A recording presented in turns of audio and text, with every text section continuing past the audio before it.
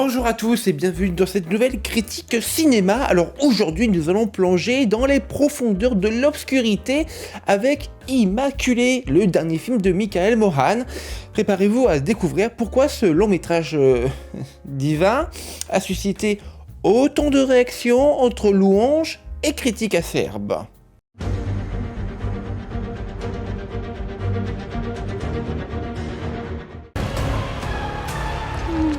You should love.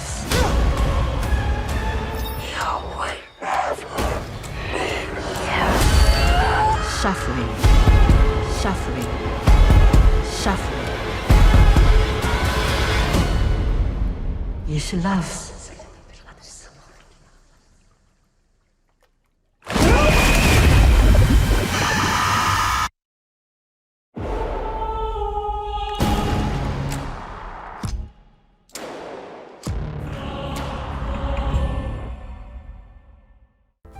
Dans le monde étrange du cinéma, où les studios rivalisent pour attirer les spectateurs comme des saints cherchant des convertis, il y a parfois des films qui se démarquent pour toutes les mauvaises raisons.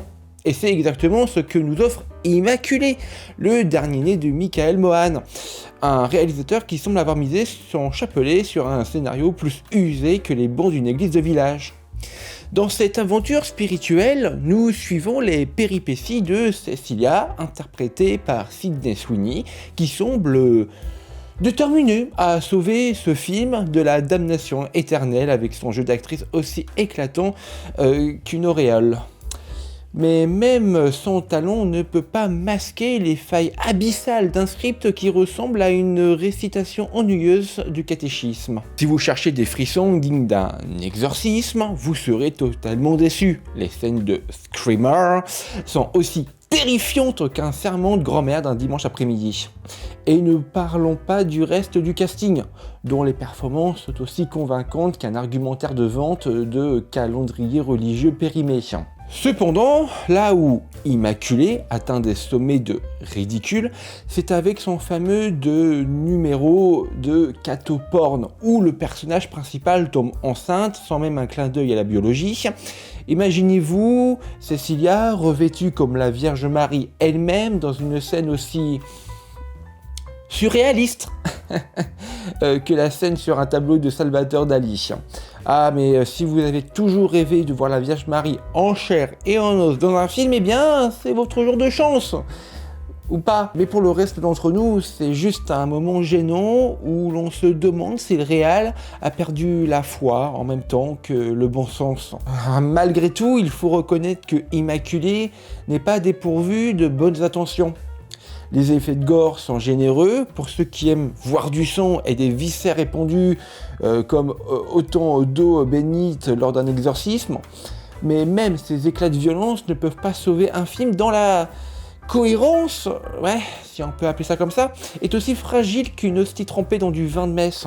Bon, en fin de compte, Immaculée est comme une messe du matin au lendemain de cuite.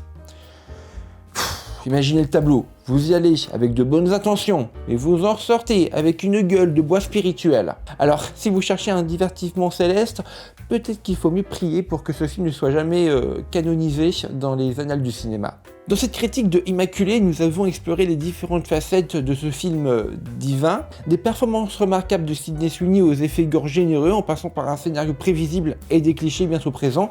Nous avons pesé le pour et le contre. Alors, malgré ses intentions louables, notamment dans la mise en scène de certaines scènes, Immaculée peine à convaincre en raison de ses nombreuses faiblesses.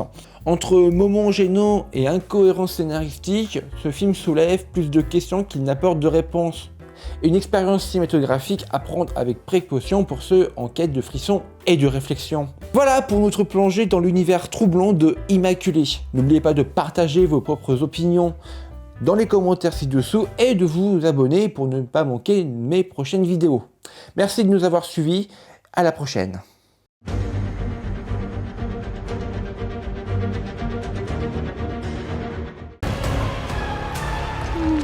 You should love.